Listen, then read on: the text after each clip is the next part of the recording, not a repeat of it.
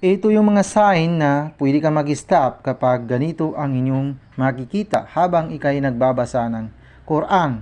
Yung mga ganitong sign, unahin muna natin yung gym na maliit. Tsaka yung ganito, yung parang sod, ganun, tapos ganun. At saka yung parang cough, ganun, ganun.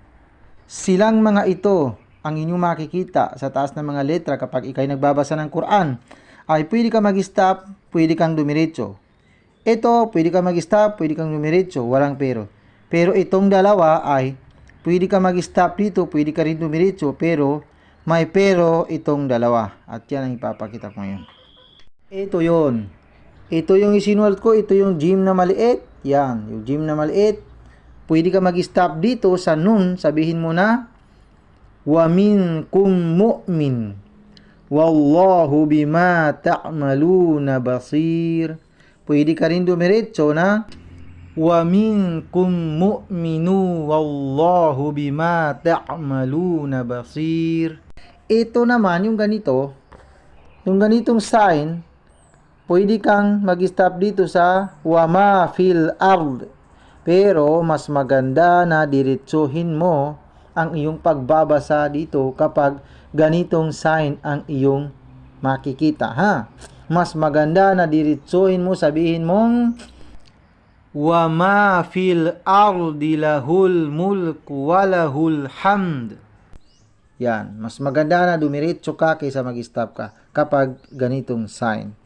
Yung ganito naman ay mas maganda na mag-stop ka dito sa nun kapag ganitong sign ang iyong makikita. Sabihin mong, Dhalika yawmut taghabun wa may yu'min billah. Ganun yun, ha. Mas maganda na mag-stop ka kapag ganitong sign ang iyong makikita kesa dumiretso ka.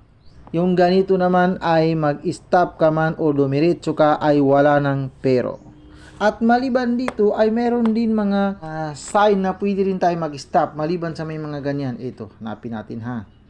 Dito muna tayo sa iba kasi hindi klaro yung isa na yun, hindi klaro. Medyo manipis ang pagkakasulat pero ito ay makapal. Yan. Ito ay makapal yan, ha. Yan. At yan makapal. Kaya klaro yan. Kaya klaro yan. Yan. Ganun din ito, yan makapal. Ito rin yung mga sign na pwede rin tayo mag-stop habang tayo ay nagbabasa. Kapag ganito ang inyong makikita, kapag makakita kayo ng kum, pwede ka rin mag-stop dyan. Lalo na pag meron wow. Yan. At kahit hindi pa yan kum, habang ikay nagbabasa, kapag nakita mo na meron kang babanggain na wow, ay pwede kang mag-stop doon sa atras ng wow. Halimbawa, ito na. Ito na yung halimbawa. Sabihin mo na, fi sabilillahi bi amwalikum. Pwede ka mag-stop dyan. Sabihin mo naman, ha, wa anfusikum. O, may kum na naman dito. Kahit wala pang sign na ganyan, ay pwede ka mag-stop dito.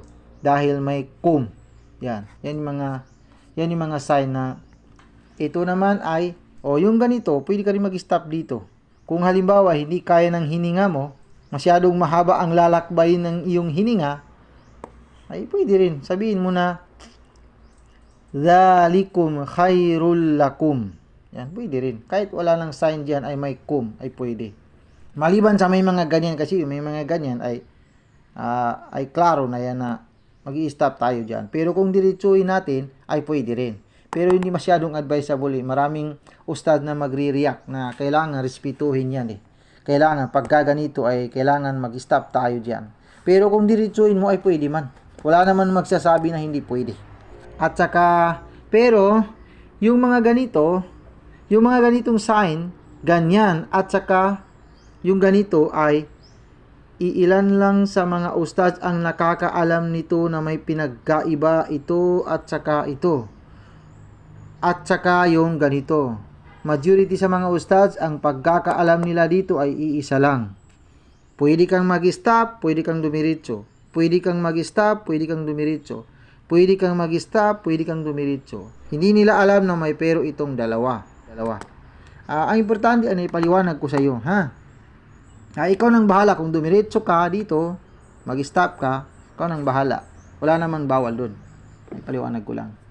Ang importante, may konting idea na kayo kung halimbawa, kung kayo ay nagbabasa na hindi nyo kaya ng hininga, hindi kayang lalakbayin ng inyong hininga, ang inyong babasahin ay mayroon kayong idea na kung saan kayo pwede mag-stop. Ito, lahat ng read na ganyan, pwede ka mag-stop na ganyan.